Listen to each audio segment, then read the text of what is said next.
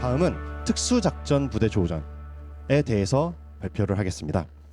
박승용 대표님께서 특전사 한 번 해병은 영원한 해병 이런 것처럼 박승용 대표님께서는 한 번 특전맨은 영원한 특전맨의 길을 걸으셨습니다. 특수작전연구소 찰리 마이크의 박승용 대표님을 모시고 특수작전부대 조우전에 대한 발표를 이어가겠습니다. 큰 박수로 맞이해 주시기 바랍니다.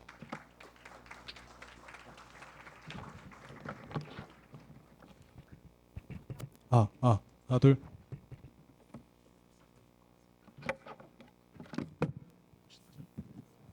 하나 둘. 네, 여러분들은 지금 특수작전부대 조우전 발표 앞서서 조우전의 상황에 정확히 빠지셨습니다. 앞에 발표자가 박승용이라고 생각하셨을 겁니다. 예상하지 못한 장소에서 예상하지 못한 적에 대한 거를 지금 체험하고 계십니다. 맞죠? 이 정도 오픈이면 큰 박수 한번 나와야 되는 거 아닌가요? 와, 임팩트 있다, 그죠? 고맙습니다, 김 부장님. 예, 제가 박승용입니다. 여러분들이 여러 매체에서 보셨을 법한 이 멋진 몸매와 잘생긴 얼굴은 아닙니다. 그렇게까지 슬픈 표정 지으실 필요까지는 없는데, 자, 보시다시피 좀 뚱뚱합니다. 여러 가지 좀 보잘한 것도 많고요. 제가 특전사 생활을 하면서 지금 느꼈던 거는 이 부족한 사람을 무탈히 명예롭게 임무할 수 있게 해준 거는 바로 제 전우들이었습니다. 정말 낙오 많이 했습니다. 한 번도 저를 두고 그 꼬린 지점에 들어간 적이 없습니다.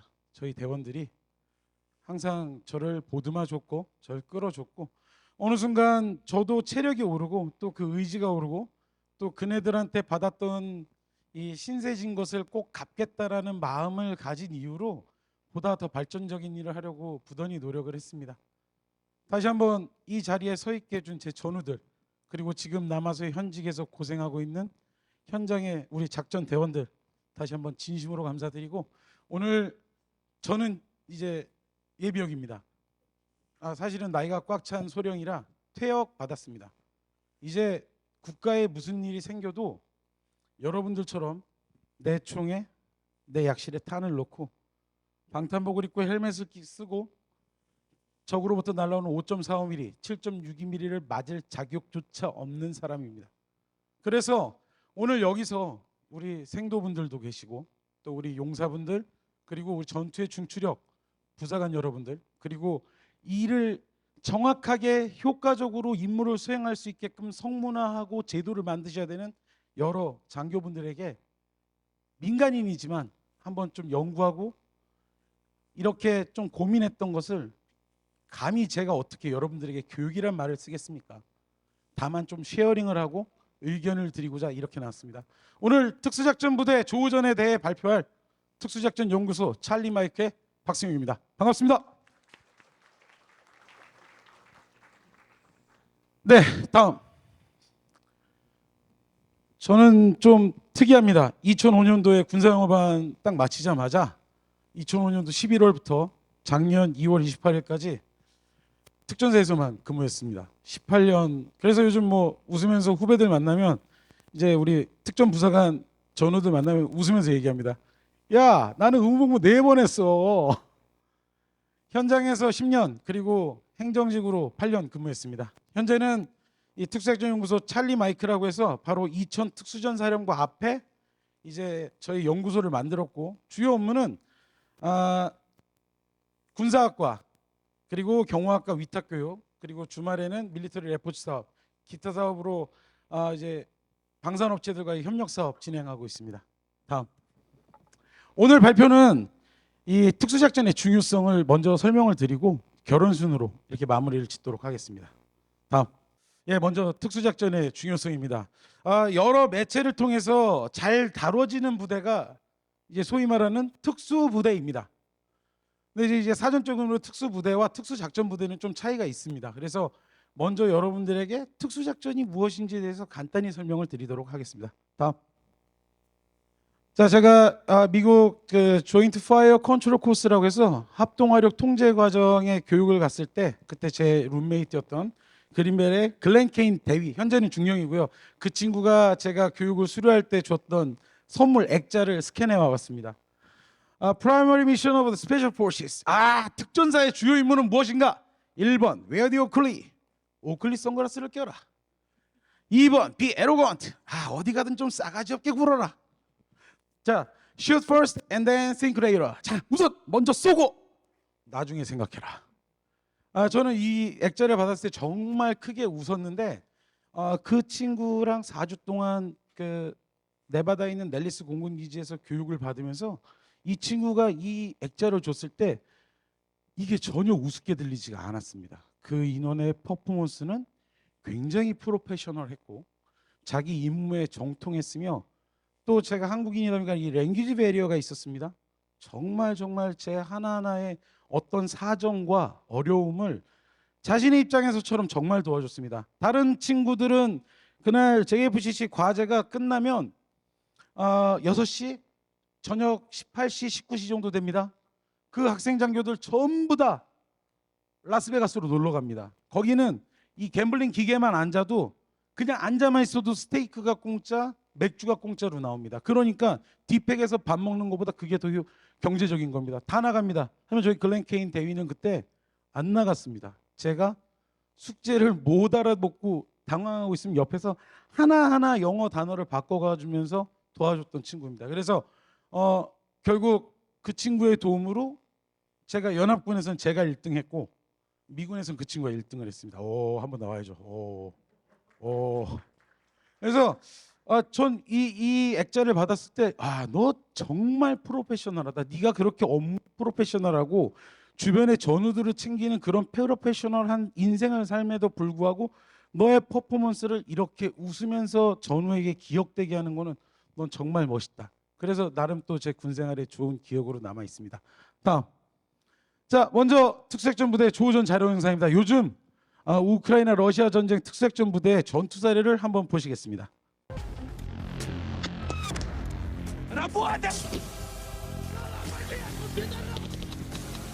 Давай, еще одну гранату сюда.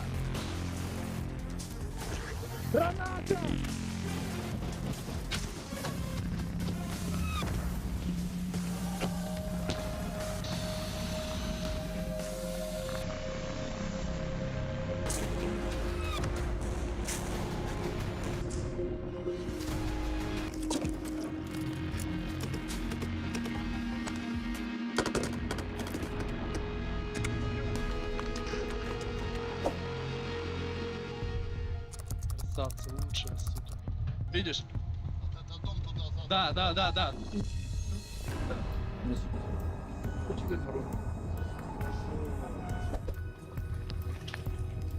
В данный момент находимся в населенном пункте.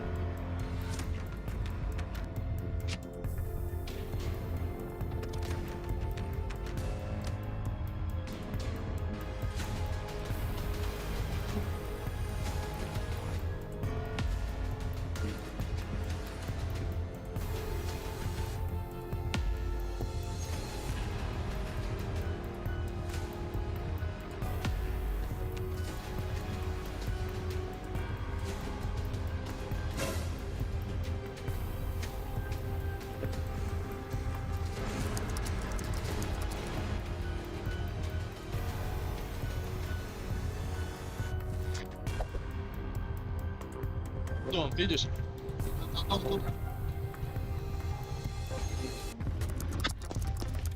Работаем, каждый берет свой угол!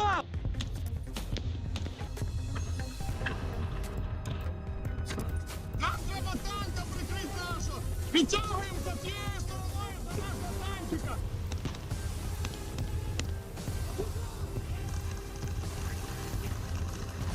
우선이 한번 끊어주시겠습니다. 다음 장면으로 넘어가겠습니다. 시간이 좀 오래되는 거라. 네, 지금 보신 것처럼 우크라이나 특수부대 크라켄이 이제 작전한 것을 공개한 영상입니다. 여러분도 보셨던 것처럼 드론이나 기타 정찰 감시 자산을 통해서 적의 위치를 찾아냅니다. 그리고 상급 부대가 운영하고 있는 화력 전력을 통해서 먼저 밀집 병력이나 아니면 특히 전차 같은 주요 표적에 대해서 타격을 실시하고 마지막에 이제 특수부대가 들어가서 이렇게 작전하는 모습입니다. 아주 잘 모형화된 협동작전, 합동작전의 형태입니다. 참고로 우크라이나군은 육군과 별개로 특수군이 있기 때문에 제가 합동이라는 말씀을 드린 거지, 우리의 개념으로 만약 임무를 했다 그러면 저는 아주 잘 짜여진 협동작전이었을 것입니다. 그럼 다음 이스라엘 하마스의 특수작전 부대의 활약상을 한번 보시겠습니다.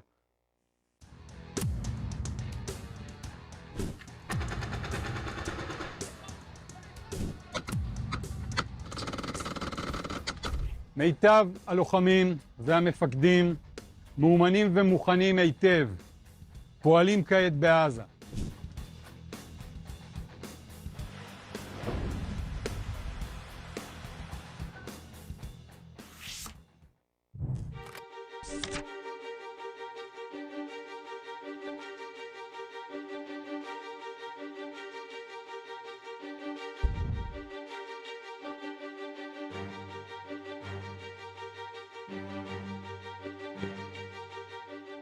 מיטב הלוחמים והמפקדים מאומנים ומוכנים היטב, פועלים כעת בעזה. פירוק חמאס, ביטחון בגבולות ומאמץ עליון להשבת כל החטופים הביתה.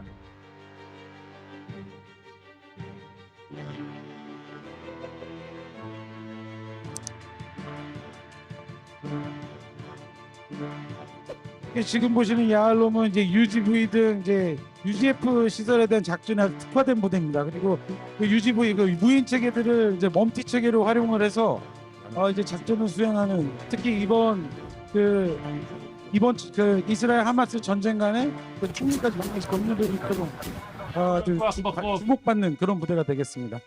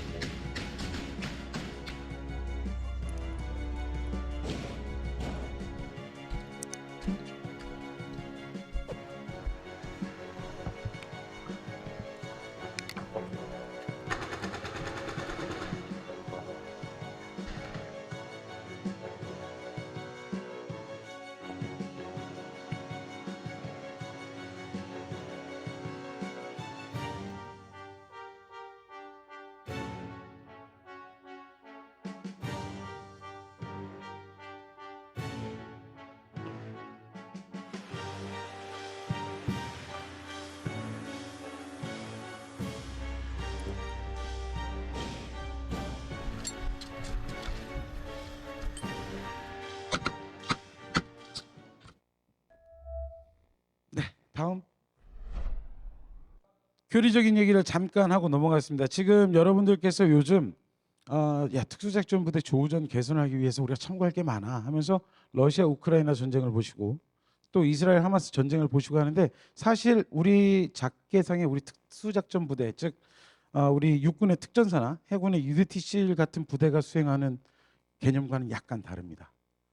그리고 우크라이나나 이스라엘이나 우리처럼 우리의 그 미국의 그 US 소금의 유소삭, 즉 육특부대, 해특부대 이런 식으로 나누는 것과는 좀 다소 차이가 있다 보니까 실질적으로 아까 보셨던 것처럼 이제 협동작전을 통한 임무나 이런 것들을 전단에서 수행을 합니다.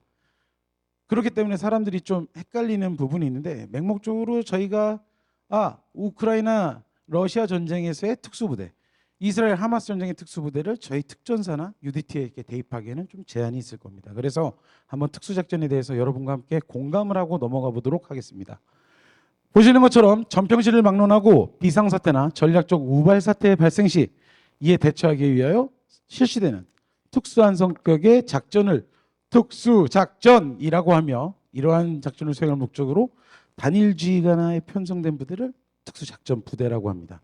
그리고 말씀드렸던 것처럼 특수작전 부대가 전평시 국내 혹은 적 지역 또는 제3국에서 분쟁 발생 지역에서 국가 또는 국가 목표 달성을 위하여 단독 또는 정규군 및 정부기관과 연계하여 수행하는 군사작전, 이를 특수작전이라고 합니다. 다만 현재 군사용어 사전에는 아직 특수전이 있지만 지금 보시는 것처럼 특수전과 작전의 개념에 대해서는 이미 여기 계신 분들이 충분히 이해하고 계시지 않습니까? 즉 전의 개념은 다소 희박했지만 아직까지는 우리 대한민국 육군 특수전사령부라는 용어를 쓰고 있기 때문에 아직까지는 유효하다고 볼 수 있습니다. 하지만 제가 여러분께 한번 일독을 권해드린 것은 특수작전 부대와 특수작전에 대한 개념은 한번 좀 이해를 해주시면 앞으로 저희가 설명하는 것들에 대해서 저희 책임 지역이나 임무에 대해서도 좀 원활하게 설명을 드릴 수 있을 것 같아서 추천드립니다.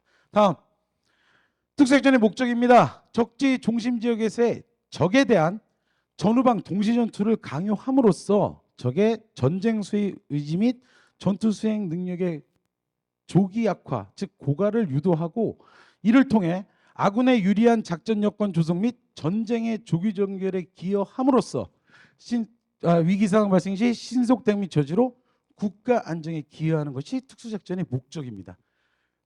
또 특수작전 부대의 과업은 여러분들 잘 아시는 것처럼 특수정찰, 타격작전, 중요지역 통제 등 총 8개로 구분이 되어 있습니다. 다음,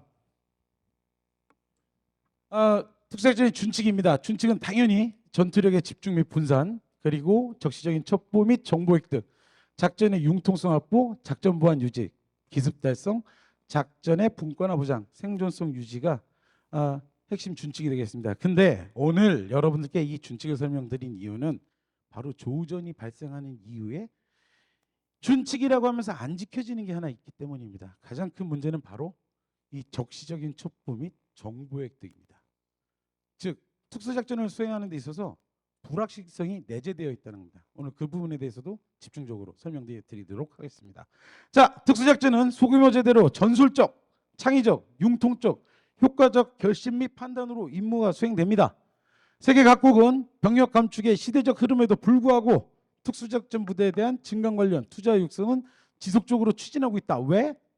그 이유는 위기상황 발생 시 최단기간 내에 전개가 가능하고, 즉 원하는 시간, 원하는 장소, 원하는 규모로 언제든지 들어갈 수 있는 능력이 있고, 또 이 부대를 움직임으로써 정치, 경제, 문화, 역사, 심리적 리스크를 최소화하면서 그 목표를 달성할 수 있기 때문입니다.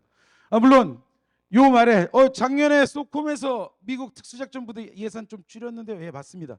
근데 이건 지금 이제 어차피 미군도 전체가 이제 병력 감축되고 예산이 줄어드는 와중에 그게 들어간 뿐이지, 지금 나토나 아니면 뭐 잠재적 우리의 우방국들을 보더라도 계속 그 특수작전 부대에 대한 투자, 예를 들어 무기의 전력화 신형, 그리고 연합 훈련의 기회 확대, 이런 것들은 지속적으로 일어나고 있음을 말씀드리는 겁니다.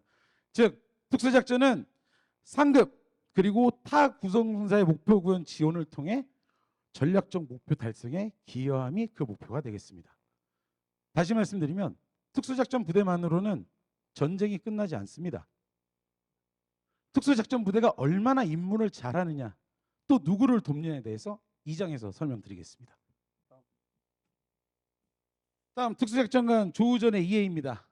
다음, 먼저 특수작전 부대가 임무 수행간에 조우전하면 어떤 모습일까? 매체에 나와 있는 것으로 한번 설명드리도록 하겠습니다.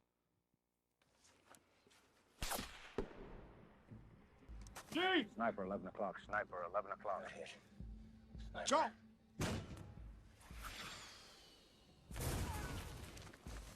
Yeah, look who it is, the fucking cavalry. Caught me sleeping. Where? Should get that little something.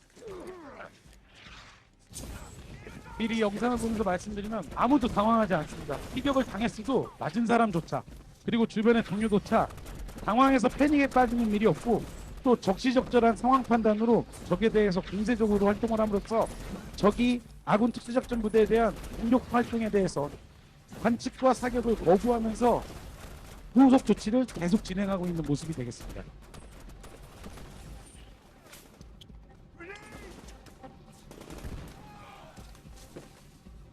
자, 다음 동영상으로 바꿔볼까요? 자, 지금은 저희가 특수작전 부대가 이동간에 적이 먼저 위치를 하고 있는 상태에서 공격을 받은 모습이었죠. 다음은 론 서바이버에서 저희가 접근하는 적을 먼저 보고 교전하는 장면을 한번 보시겠습니다.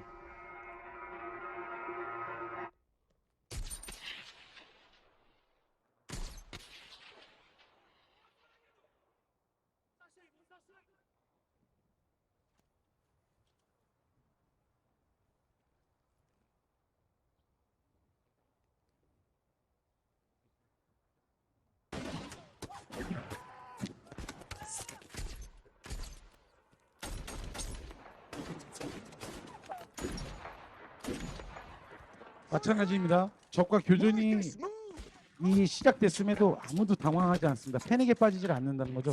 최대한 각각의 전투원들이 현장 상황을 정확하게 상황 전파를 하고 또 이에 따라서 팀장은 거기에 적시적절한 전투 지휘를 계속합니다. 그러면서 적에 대해서 적의 공격에 대해서 계속 응사를 하고 있는 장면이 되겠습니다.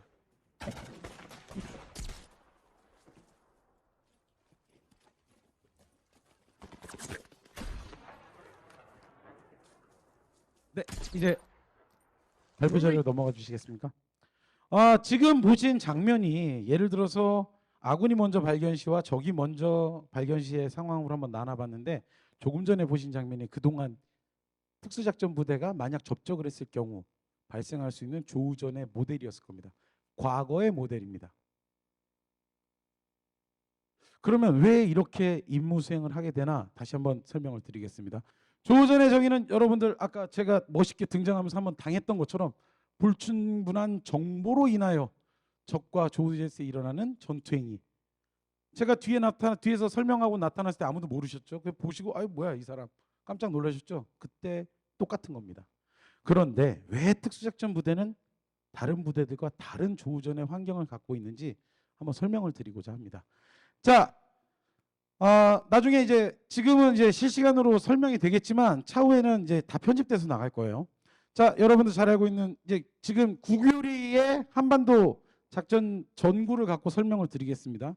이 플랫을 포함해서 후방 지역과 전방으로는 화력지원 협조선 그리고 지구사 FB까지 여기가 이제 지구사의 책임 지역입니다.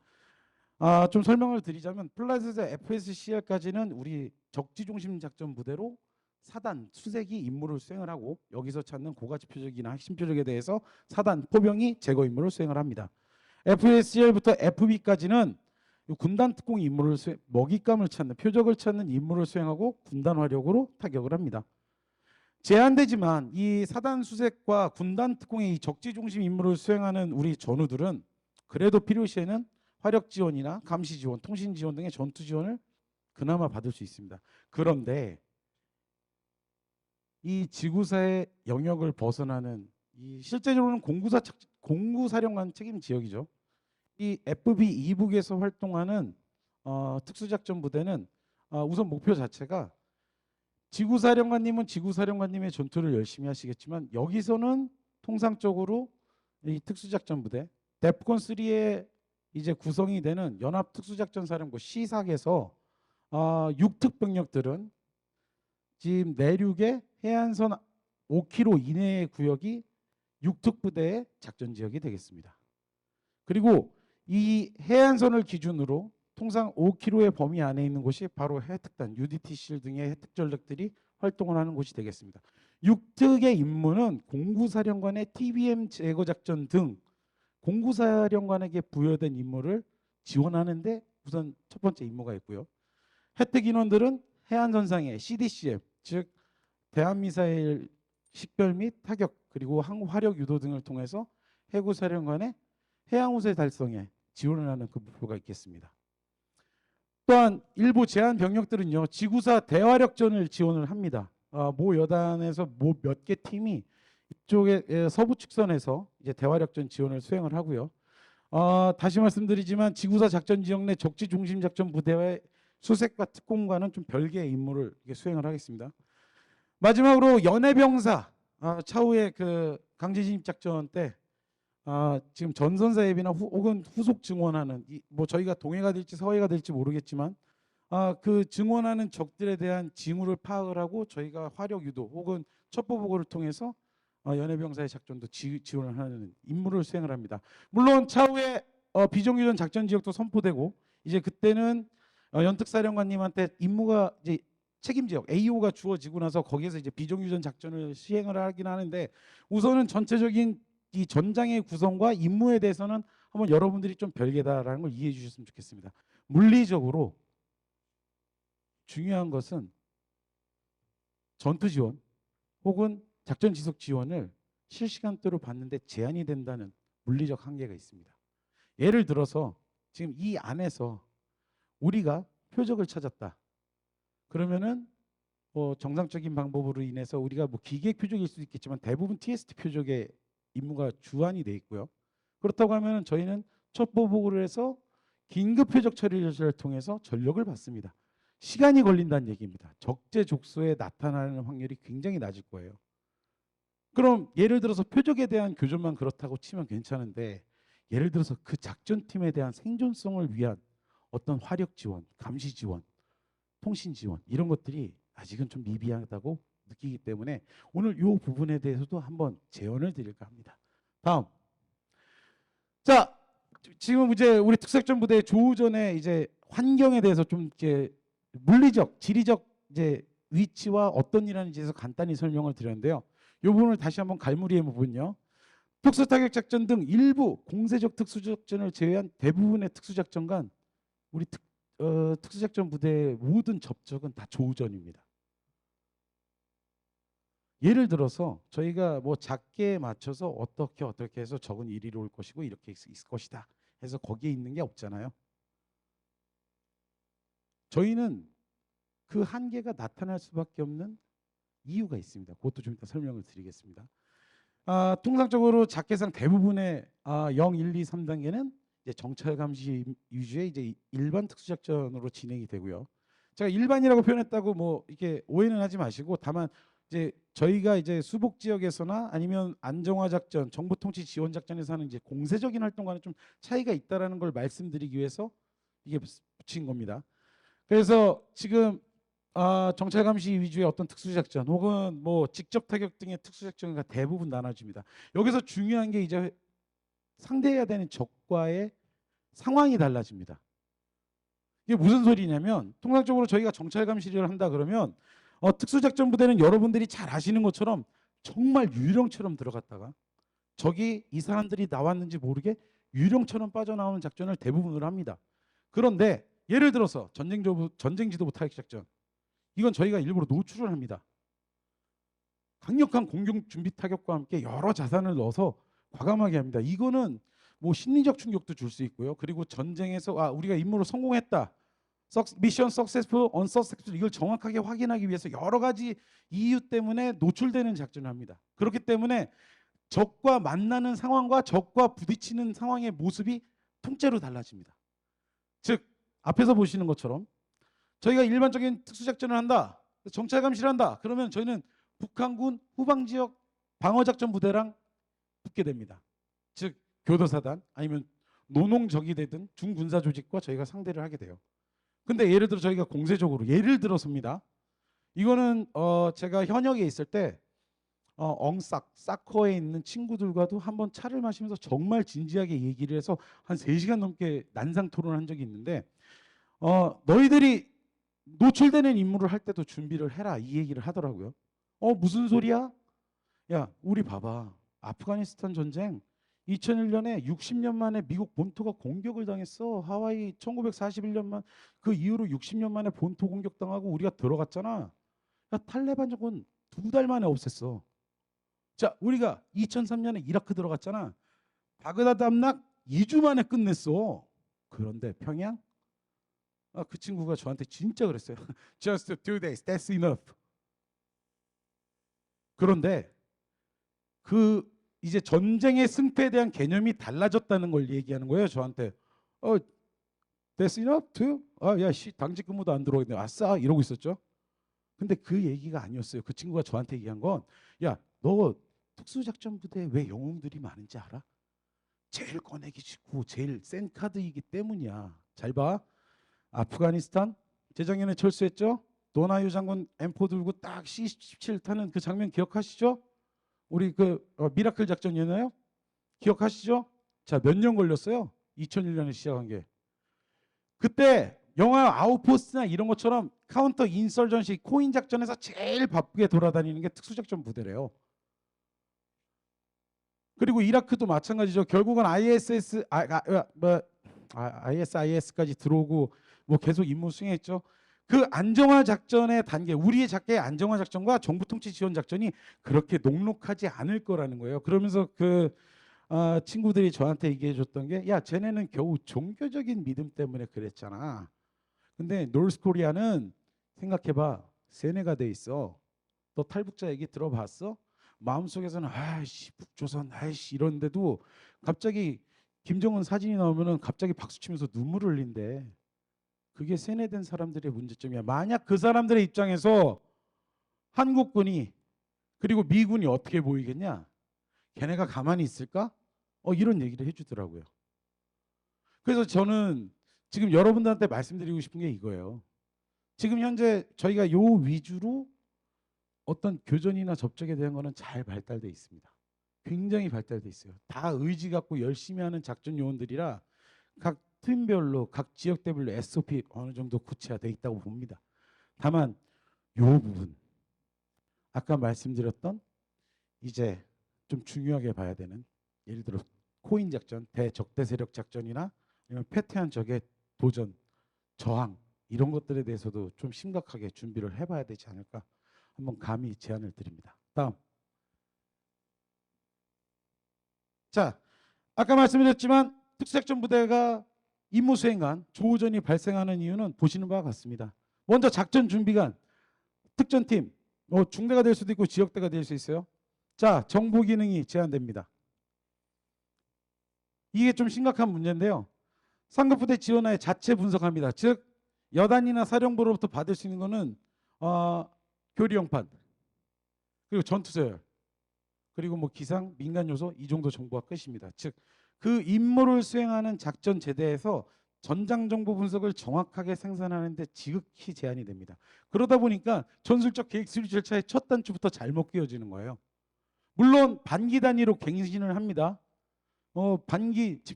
이제 전장 정보 집중 연구라는 게 있어요. 그래서 내 작게 바뀐 뭐 전투서열 교령판을 보고 이걸 업데이트 시키는 작업을 하는데 여기도 마찬가지 전문화된 정보 참모의 능력을 갖고 있는 요원들이 개입이 안 되다 보니까 저는 좀 염려되는 부분은 이게 잘못된 소설이 될 수도 있다라는 겁니다. 통상적으로 전투서열에서는 적 대대급까지는 위치 그리고 규모, 편제, 편성, 적의 교령판상으로는 역량 및 기재할당표까지 다 나와 있습니다. 그런데 과연 대대끝까지 나와 있는데 이 대대 밑에 부대들이 어떻게 후방 지역 작전을 하는가 혹은 이 대대가 내가 스쿼드 부대인데 얘가 스쿼드를 발사하려고 딱 갔을 때 얘가 방어지대를 어디에 어떻게 어떤 규모로 편성하는가 정확히 안 나옵니다. 이거는 전문화된 정보의 참모의 능력이 있는 사람이 좀 개입될 필요가 있어요. 다음 작전 실시간 정초포의 획득 및 유통 제한됩니다. 이 부분도 좀 심각하게 말씀드리고 싶은 게 저희 연특사가 창설이 되면 저희 연특사 예하 전력에 주도 지원 관계로 사커가 들어옵니다. 사커 밑에는 주한 미 공특사가 들어와요. 가데나에 있는 전력이나 즉 공특부대나 이제 본토에 있는 전력들이 들어오는데 그 전력에는 뭐 유명한 UAV도 있습니다. 여러분들 많이 보셨던 거. 근데 실제적으로 뭐 전쟁지도부 타격작전, WMD 확산 차단 작전 뭐 이런 중요한 임무들에서 그 작전팀에 매칭을 하고 실시간 정보 지원해 주는 것에 대해서는 아직 구체화가 약간 모자란 것 같습니다. 그래서 오늘 제가 감히 제안 드리는 것은 주요 임무 우선순위에 따라서 그런 전력을 좀 적극적으로 개입을 시켜서 이 포스 프로바이더와 이제 코컴 즉 지휘 통제의 관계에서 이 포스 프로바이더를 강력하게 내가 요구를 해서 우리 작전에 개입을 시켜야 된다는 걸 좀 말씀드리고 싶습니다. 다음 이런 것들이 있다 손치들 지금 특전팀 안에는 열상 장비가 없습니다. 정말 도움도 못 받고 뭐 볼 수 있는 방법이 없는데 당장 팀 안에 열상 장비가 없어요. 그래서 열상 장비 필요하고요. 아까 그런 전력들이 들어왔을 때 데이터 통신 체계 없습니다. 실시간 데이터 통신이 되는 그런 장비도 필요할 것 같습니다. 자, 왜 그러냐? 이런 한계점들로 나타나는 문제가 무엇이냐면 바로 특수작전 부대의 한계 때문입니다. 우선 들어가는 규모가 너무 작습니다. 여러분들 특전사 그러면 우와 사나이 하시죠? 12명 들어가는데요. K1 합정, K7 한정, K2 두정, 거기에 유탄 발사기 하나 끝. 인원도 적고 화력도 작습니다. 물론 최근에 K15 전력화되고 K32 A1 유견발 유탄 발사기 전력화되고 한 거 있는데 그래도 부족합니다. 접촉되는 순간 효과적인 교전하는데 상당히 제한이 따릅니다. 즉 전술적 우위 확보가 제한되고요. 대응 능력이 제한됩니다. 특히 적재임시 특성상 실시간 전투 지원 불가능하고요. 피격시, 응급처치, 환자 이동 등 TCCC 정말 제한됩니다. 마지막으로 접촉 회피 실패 시, 즉 저희가 적과 교족하고 일정 지역을 퇴출하지 못한 이상 그 산맥 전체가 둘러싸여서 고립될 수 있는 한계가 있습니다. 그래서 저는 오늘 조우전에 대해서 특수작전부대 앞으로 이렇게 하면 좀 좋아지지 않을까 의견을 드리고자 합니다. 다음. Newly released video shows the deadly ambush of American soldiers and is raising new questions about the U.S. military mission in the African country of Niger. 4 Americans were killed in the October ambush. ISIS released the video as part of a propaganda campaign. A warning. Parts of this are disturbing and graphic. David Martin is at the Pentagon. David, good morning. Good morning. The video is hard to watch because it shows the final moments of American soldiers fighting for their lives. But it also shows just how outgunned and overwhelmed. And 30 Nigerian soldiers were returning from what was camera was taken off his body, with one of the soldiers at the wheel of the craft overhead. Bearing was unable to fall back. Went down. Another, he was about to be overrun. 네, 지금 이제 스킵하면서 보여드리는데요. 지금 비방탄 차량으로 이제 최초 니제르, 나이지리아 위에 있는 나라입니다. 니제르의 이제 군용 치안 지원 활동을 하고 있던 그린베레 인원들이 니제르 그 경찰들의 지원 요청을 받고 데리러 간 겁니다. 근데 거기가 이 니제르 반군의 내복 지역이었습니다. 실제 나중에 여기 뉴스에서는 30명이라고 하는데 실제 저 수사가 끝나고 나서는 여기 50명의 니제르 반군들이 내복을 하고 있었고 비방탄화된 차량에서 단 4명의 특수작전 요원들이 그 인원들과 교전을 해서 사살을 당했습니다. 그래서 아까 말씀드렸던 그 우리 전술적 한계에 대해서 잘 여실히 보여주는 그런 예라고 할 수 있습니다. 우선 인원이 적었고요. 가용 화력이 부족했고 방탄 차량이 없었고 전투 지원 없었습니다. 통신도 안 됐습니다. 그래서 실제 그 4명의 그린베레 대원들이 사살을 당했습니다. 특히 아까 뭐 잠깐 지나갔는데요. 이 헬멧 캠을 쓰고 있던 인원이 피격이 됐는지 탁 쓰러지고 땅바닥을 비치고 있는데 갑자기 파바바박 튀더니 이 쓰던 선글라스가 깨진 파편이 막 튀고 이래요. 처형당했다는 거죠. 정말 사람이 교전하다가 군인이 교전 중에 피격되는 게 아니라 그렇게 처형을 당한다는 거는 정말 어떤 인간으로서의 존중이나 이런 게 없다는 거예요. 자, 우리가 준비를 잘못하면은 저 이야기가 우리 전우들의 이야기가 될 수 있다는 겁니다. 그러면 저런 비극이 일어나지 않도록 어떤 게 바뀌어야 될 게 있다면 바뀌어야 된다고 얘기를 하기 위해서 오늘 여러분들과 같이 모인 겁니다. 다음. 자, 개선 방안에 대해서 한 몇 말씀 드려보겠습니다. 다음. 자, 우선은 분야별로 나눠봤습니다. 우선은 수행 개념에 대한 것, 그리고 하드웨어에 대한 것, 소프트웨어에 대한 것 이렇게 한번 나눠봤습니다. 먼저 수행 개념입니다. 조우전, 특히 특수작전 부대의 조우전은 아까도 말씀드렸다시피 적지 중심에서 전투 지원이나 작전 지속 지원의 어떤 실시간 지원을 받는 게 제한된 상태에서 이루어지기 때문에 이제 수행 개념이 바뀌어야 된다는 겁니다. 즉 작전 실시간으로 다시 작전 준비간에 내가 보다 정확한 적에 대한 정보를 상급 부대, 능력 있는 정보 인원들로부터 조금 더 확실한 것으로 받아야 된다는 거고요. 실시간으로는 작전 중요도에 따라 우리 갖고 있는 뭐 UAV의 실시간 상황을 보고 임무를 수행한다든지 아니면 그게 떨어지면 내가 갖고 있는 어떤 드론이나 다른 전력으로 이제 그 임무를 수행해서 불확실성, 즉 적과 만날 수 있는 가능성을 애시당초 줄여야 된다는 겁니다.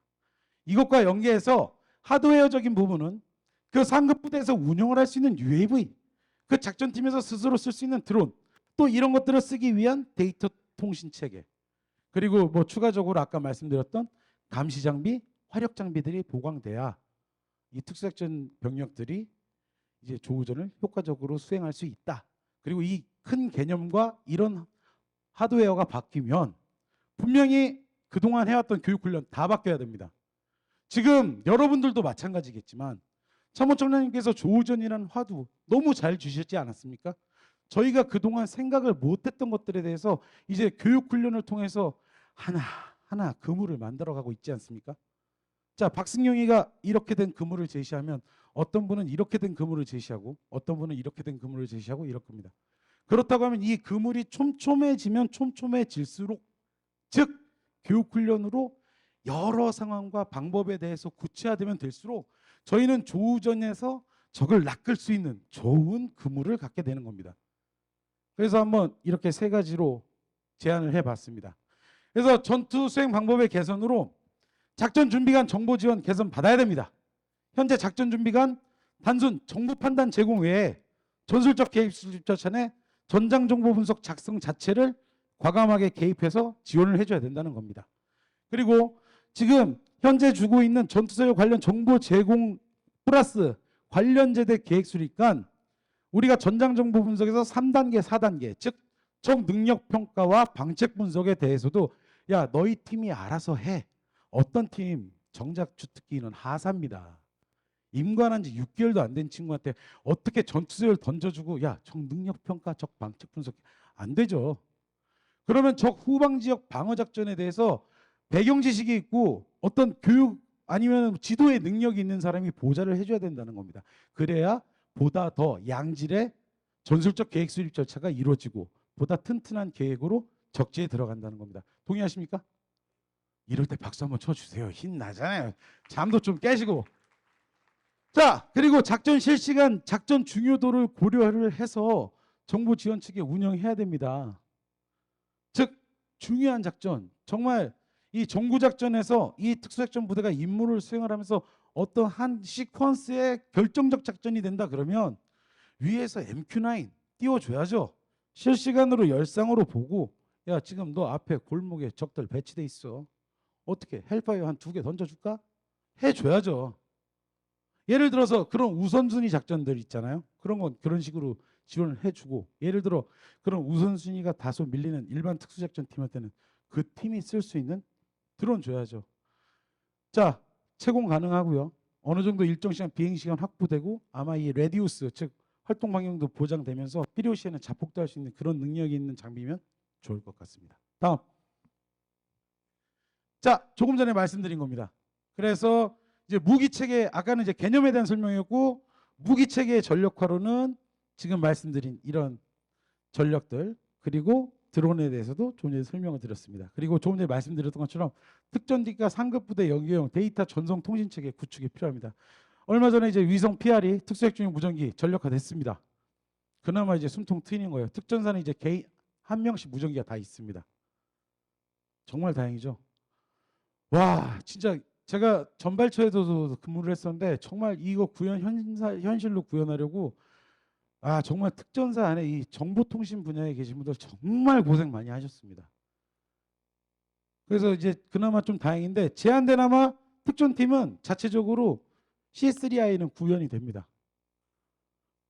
커뮤니케이션 컨트롤, 커맨드 앤 컨트롤 커뮤니케이션, 인텔리전스 이게 실시간대 자기 팀원들까지 구현이 가능해요.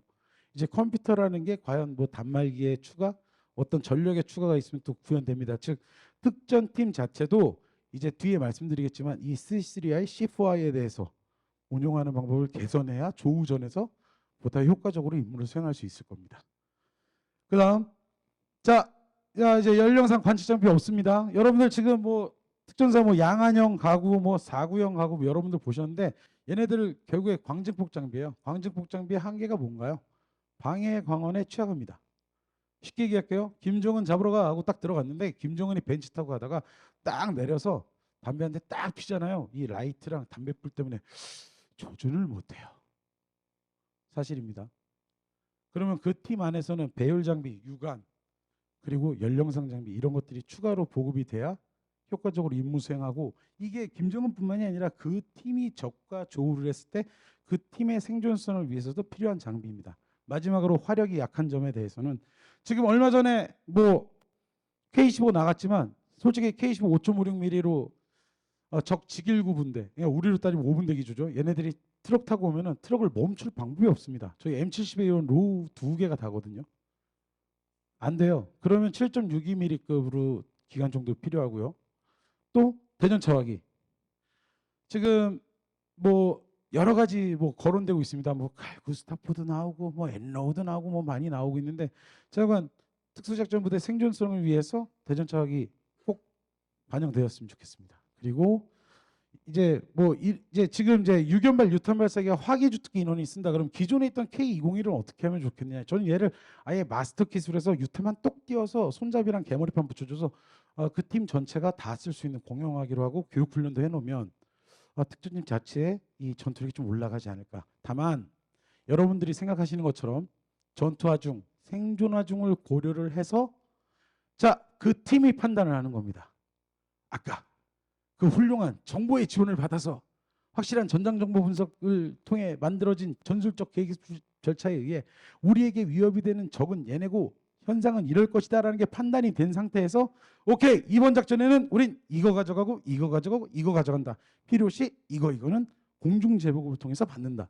이런 개념들이 명확하게 각 팀의 SOP로 발전돼야 될 것 같습니다. 다음. 자, 먼저 전술지휘소에서 UAV 운영하면서 정보 지원하는 모습 한번 보겠습니다.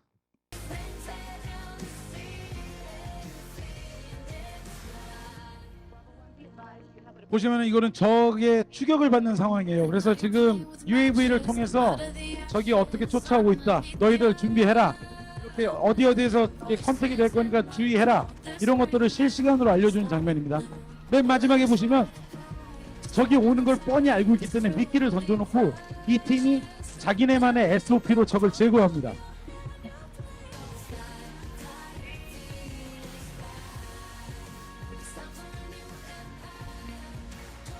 저 팀이 이제 마음대로 자기네 SOP대로 적을 제거하는 겁니다. 네, 다음 동영상 부탁드립니다.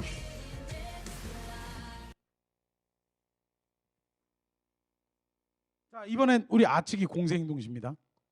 자, 동일하죠? 자, 이제 브리칭 통로 개척하기 전에 안의 상황을 이미 다 알아요.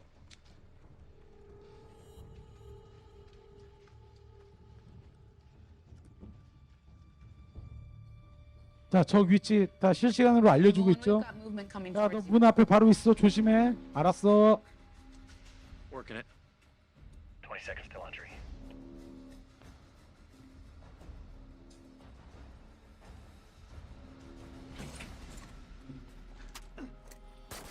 자, 바로 교전이 되죠. 이게 소소한 전투 행동에서의 짧은 교전이지만 이것도 알고 하는 거랑 모르고 하는 거는 아마 피격에 따라 피해가 발생할 수 있을 겁니다.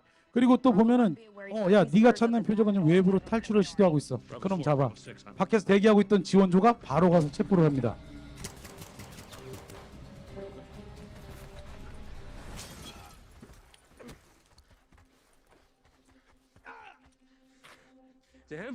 네. 이런 식으로 상급 부대의 어떤 전력, 뭐 이게 굳이 UAV에 국한되지 않을 겁니다.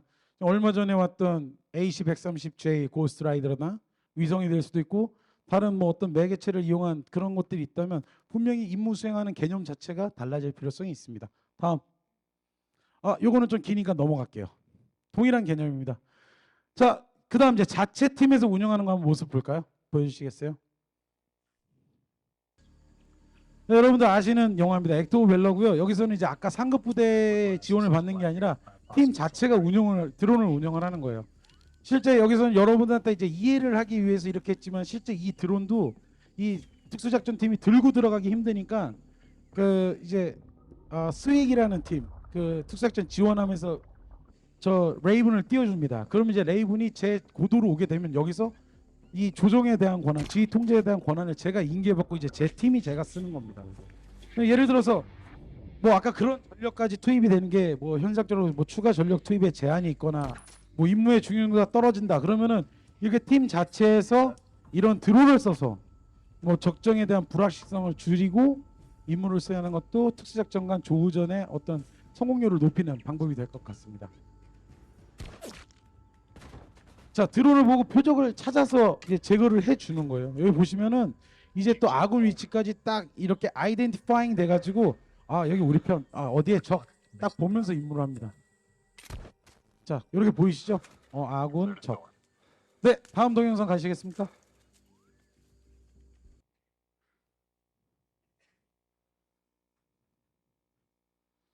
네, 이거 한번 보여주십시오. 같은, 이게 지금 아까 This is the 말씀드렸던 9 Ops 40 40mm UAV, 개념 a 한번 marvel 보시죠. of modern engineering. It's pneumatically launched out of its can and weighs under 5 pounds, making it about as mobile as possible and extremely useful in high-octane hostile situations where moving with a bulky drone is untenable. But don't let its small size fool you. As they say, it's not about the size, but about how you use it. The 9OX40 is equipped with day and night cameras, GPS tracking, can stay in the air for up to 45 minutes, and has an operation radius of up to 40 kilometers. It's controlled using a highly intuitive touch tablet and thus requires very little training to operate, making it useful for basically any soldier or marine that can use an iPad. And here's the bizarre twist. The 9OX40 is designed to be expendable. Unlike other costly UAVs, it's meant for one-time use. It flies, it serves its purpose, and it doesn't return, hence its 40-kilometer radius. It's developed by an Israeli company, Spear UAV, but it's currently being shopped primarily to the US military. 네. 지금 우리 방산업체 뭐 KDI인가요? 아마 비슷한 형태 개념으로도 개발 어떤 그 무기 체계를 개발하고 있는 것 같은데 이런 개념의 팀 자체 운영도 좋은 방법이 될 것 같습니다. 다음. 자, 이제 마지막으로 이제 소프트웨어적인 부분입니다. 지금 조금 안타깝게도 제가 정말 모든 부대가 자기의 AO 작전 지역에서 자기의 교리에 자기의 임무, 작계 임무에 맞춰서 교리를 적용하고 있어서 그 조우전에 대한 능력은 정말 성심성의를 다해서 최선을 다하고 있다고 생각합니다. 여러분들 다 그러시지 않습니까? 두 분 그러시나요? 나머지 분들은 안 하시는 걸로. 다시 다 조우전 위해서 고생하고 계시지 않습니까? 저는 특수작전 부대 저희 특전사라고 하겠습니다. 저희 특전사 병력들은 이미 너 적과 만나는 것 자체가 조우전이야라는 개념이 이미 몇십 년 전부터 박혀 있는 사람들이라서 그 상황에 따라서 내가 화력으로 하고 먼저 발견 시, 뒤에 피격 시, 전방제 직결, 후방제 직결, 뭐 퇴출하고 뭐 예비 침투로 전환 정말 잘 돼 있습니다. 제가 정말 저희 특전사 전우들한테 부탁하고 싶은 건 슈앤런식 훈련에만 집중하지 마라. 너희 스스로가 싸우는 방법에 대한 개념을 바꾸지 않으면 우리는 아직도 1958년 특전사 창설, 1958년 4월 1일 경기도 김포에서 창설, 그때 그 조우전과 지금의 조우전이 똑같을 것이다. 그러지 마. 좀 싸우는 방법을 바꿨으면 좋겠어. 드론 쓰고 좀 첨단의 어떤 방법 적용을 해보자. 지금 당장 만족하는 만큼 나오겠니? 하지만 그걸 안 하고 있는 거랑 만족하는 만큼이 안 되더라도 뭔가를 시도해보고 바꿔보는 건 분명히 다를 거야. 제가 그 점에서 한번 진짜 진심을 다해서 한번 권유를 해보고 싶습니다. 그래서 지금 특전팀 아까 말씀드렸처럼 C4I, C3I 능력 완성하십시오. 그리고 특전팀 활동간 적 탐지 그리고 작전팀 SOP 준용해서 상황 전파 능력 배양하셔야 됩니다. 그리고 피격 시 상황 조치 능력 구비로는 패닉 발생 절대 거부해야 됩니다. 냉정해져야 돼요. 정말. 거기서 Man down, some need a backup now. 안 돼요. 영화예요, 영화. 아까 그 사람들은 적지 않아서 소리도 못 지르고요. 정말 프로페셔널하게 움직이죠. 그게 전술적 열세를 거부하는 방법이에요. 거기서 패닉 걸리는 순간 아마 적들은 자기의 전술적 우위 상황을 더 점하려고 더 호랑이처럼 달려들 겁니다. 냉정하게 하셔야 돼요. 자, 그리고 간단 없는 공세적 행동으로 적 격퇴하셔야 됩니다. 끊기면 안 돼요. 뭐 세부적인 사격술 얘기 한번 해볼까요? 저희가 막대한 화력으로 집어넣는 것도 방법인데요. 휴대 탄약 관리도 중요해요. 그래서 예를 들어서 뭐 내 전우가 움직인다. 단발 완사. 어느 지역으로 갔다 적을 제압한다. 단발 속사. 뭐 이런 여러 가지 스킬들이 있습니다. 그거는 각 부대에서 SOP에 맞춰서 발전시키시면 돼요. 이해되시죠? 그리고 전투부상자 처치 운반. 자, 우리 피격당한 전우가 걸을 수 있느냐 없느냐, 이 자리를 나갈 수 있느냐 없느냐, 혹은 추후에 다른 추가적인 전투 행동을 할 수 있느냐 없느냐에 따라서 TCCC의 이 조치 방법이 완전히 달라집니다. 그건 정말 숙달이 잘 되어 계셔야 될 거예요. 그 다음 지원과정 전력에 대한 협조와 통제 능력 구비를 하셔야 됩니다. 뭐 제한되지만 우리가 특공수색처럼 뭐 직접적인 어떤 뭐 전투 지원이나 작전 지속 지원은 마찬가지 못 받겠죠. 전투 지원을 실시간대로 못 받겠지만 그 상황에서 투입되는 내 지원 세력들에 대해서는 정확하게 통제할 수 있는 권한, 능력 이런 것들이 완비가 돼야 됩니다. 다음. 자, 그러면 최근 이제 마지막으로 여러분들에게 보여드릴 동영상은 지금까지 설명드렸던 것들에 대해서 가장 종합적으로 한번 잘 진행된 그런 특수작전 사례가 아닌가 싶습니다. 같이 보시겠습니다. 러시아의 용병그룹 바그너 그룹이 아프리카 수단에 이 별도의 작전 지속 지원 기지를 운영을 하고 있었습니다. 훈련 캠프도 있었고요.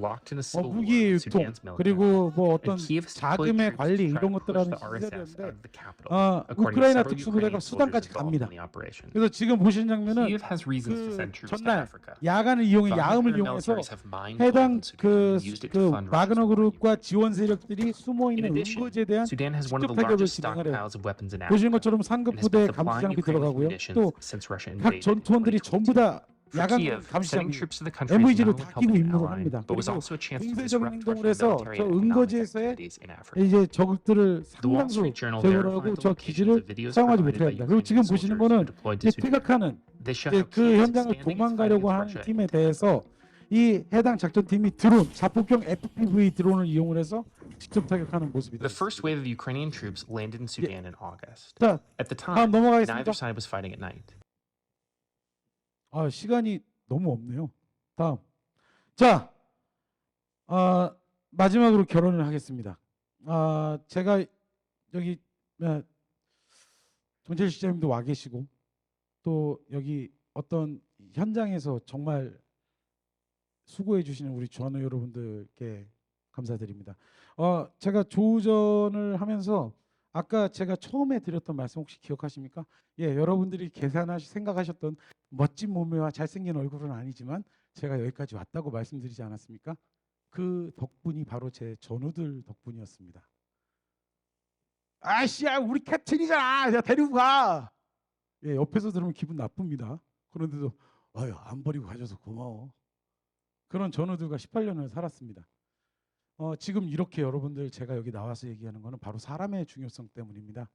제가 이 발표를 통해서 정책 시장님께서 뭔가 한 줄 적어주셔서 이거 한번 생각해보자. 요 한 말씀 해주신 것만으로도 아마 이전의 특전사와 이후의 특전사 또 달라질 겁니다. 또 여기 계신 여러분들도 이전의 모습과 다음의 모습이 또 달라질 거 아닙니까? 그 순간순간이 저는 제가 신세졌던 제 전우들한테 빚을 갚는다라는 마음으로 오늘 준비를 했습니다.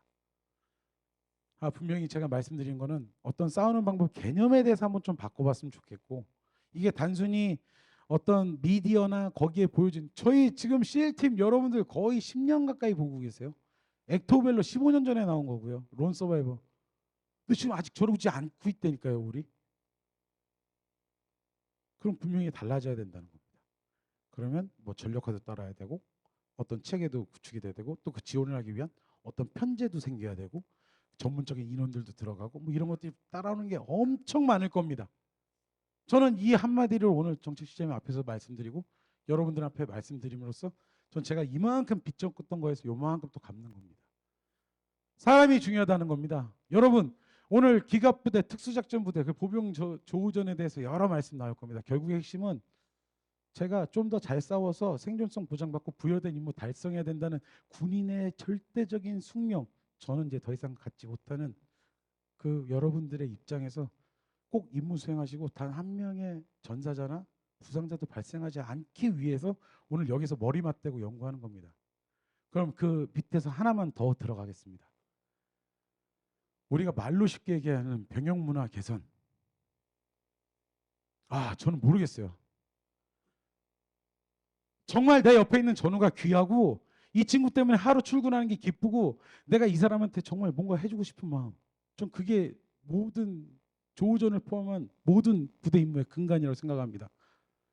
제가 뭐 아까 기록 보셨겠지만 뭐 CQB, 그 CQB라는 단어를 707에서 끄집어서 사령부에게 쭉 이제 특성화 교육을 시킨 첫 번째 이제 그 임무를 받은 게 접니다.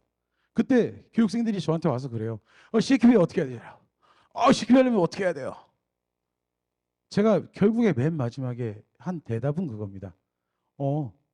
너랑 같이 그 임의의 공간에 임의의 임무를 하러 들어가는 그 사람이 내 가족이라고 생각해. 내가 제일 사랑하는 사람이라고 생각해. 그 사람이 지금 뭐가 필요한지, 그 사람의 입장이 어떠니까 내가 뭘 해줘야 될지, 이 생각과 고민이 끊기지 않고 거기에 맞는 행동을 하는 거, 그러면 CQB를 잘해 라고 얘기를 했었습니다. 뭐 총 개머리판을 뽑고 뭐 C클램프 잡고 이런 거 안 했습니다. 저 사람이 원하는 게 뭘까, 그 상황에서. 저는 이 조우전도 마찬가지라고 생각을 합니다. 결국에는 사람입니다. 정말 내가 아끼고 내가 좋아하는 내 선임, 내 후임, 내 동기가 있는데 정말 거기서 누가 설명해 주지 않은, 성문화되지 않은 그 전술적인 행동이 나올 거라고 저는 믿습니다. 그래서 다시 한번 현장에서 고생한 여러분들, 서로에게 꼭 그런 좋은 전우가 되고, 그 전우를 지키기 위해서라도 각자의 임무에 맞는 각자의 위치에서 이 조우전을 포함한 모든 임무수행 능력을 좀 배가시켰으면 좋겠습니다. 진행상 저희 특수작전부대 조우전 관련한 내용은 끝나고 질문 별도로 받겠습니다. 발표 들어주셔서 감사합니다. 항상 응원하겠습니다. 감사합니다.